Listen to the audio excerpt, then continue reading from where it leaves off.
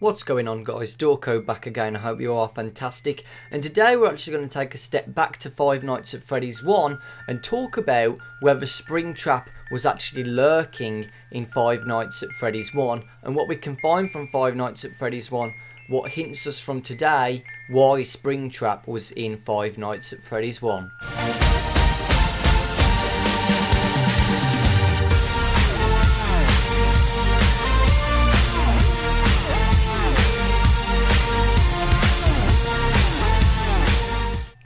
We have learnt lots of more information about Springtrap in Five Nights at Freddy's 3, especially when he comes into the attraction. So, night 1, absolutely nothing happens, no hallucinations, nothing. It's just a calm night. However, as soon as Phone Dude finds Springtrap and puts him into the attraction, things start to get real. Hallucinations all the time. However, if you actually look at the hallucinations, I've done a video about this before, they have the same eyes as Springtrap, which makes me think that Springtrap is actually causing these hallucinations to happen. If Springtrap is the cause of these hallucinations, then why do we get so many in Five Nights at Freddy's 1 compared to Five Nights at Freddy's 2? It's kind of weird how many we actually get when you actually think about how many hallucinations we get in Five Nights at Freddy's 2. The "it's me", the animatronics glitching, voices, children laughing, Freddy laughing, the posters changing. It's all a lot of hallucinations what we actually get compared to Five Nights at Freddy's 2. So could Springtrap be actually causing these hallucinations in Five Nights at Freddy's 1? Now, I know what you're thinking, but we never see Springtrap in Five Nights at Freddy's 1. Well, here comes the evidence. There is a major similarity with the Five Nights at Freddy's 3 minigame map and the Five Nights at Freddy's 1 map layout from the pizzeria. There is a few differences, e.g. some of the rooms are smaller than Five Nights at Freddy's 1, but you can clearly see there is a massive resemblance with the map system. Everywhere's where it is exactly the same.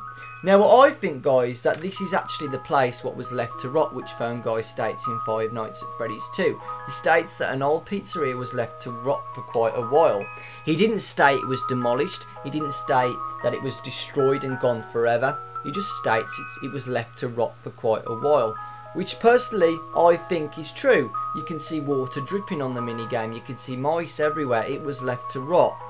What I think, guys, is that due to budget restrictions, what it does state in Five Nights at Freddy's 2, they actually kept this old place, but they vamped it up a bit. Because if they've got no money, they wouldn't just buy a brand new building, they'd just renovate the old rotting location.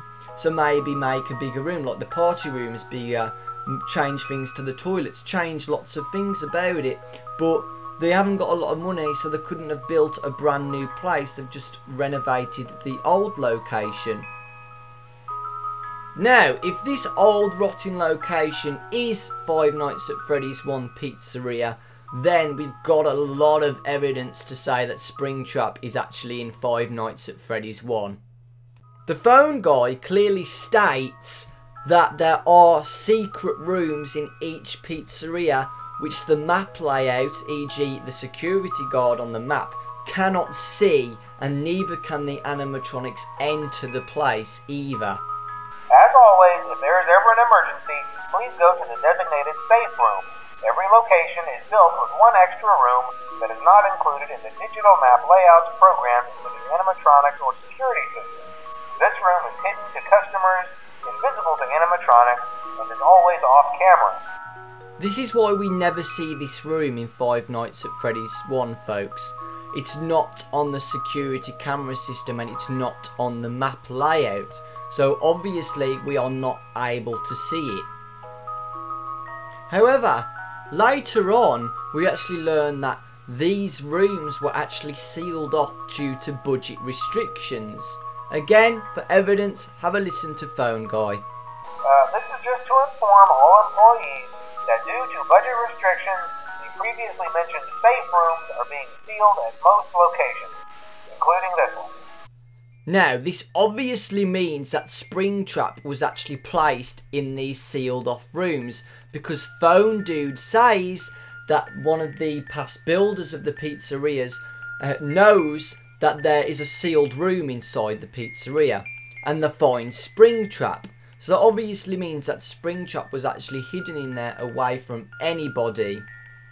So again, from the Five Nights at Freddy's 3 minigames, we see that it is actually the Five Nights at Freddy's 1 pizzeria, which gives evidence that Springtrap was sealed away in that room so nobody could find it, and that's why I think Springtrap is in Five Nights at Freddy's 1.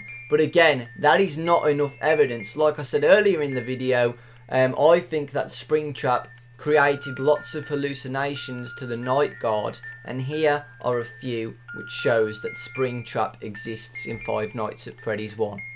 Now, we obviously know that Springtrap cannot get out of that room. No way, it's been completely sealed off. He would not be able to get out. But from Five Nights at Freddy's 3, like I stated, hallucinations are key to him. He uses hallucinations against us, but he can't kill us in Five Nights at Freddy's 1 because he can't get out. Now, there are actually hallucinations in Five Nights at Freddy's 1 which actually might give evidence that Springtrap is actually in the game. The first one, which is the most evidence, is the Freddy poster hallucination on the left side of the office. Comparing these two pictures, they are exactly the same. Both of them are trying to take the mask off, but in Springtrap's case there's actually a human inside, but the poster of Freddy is actually not.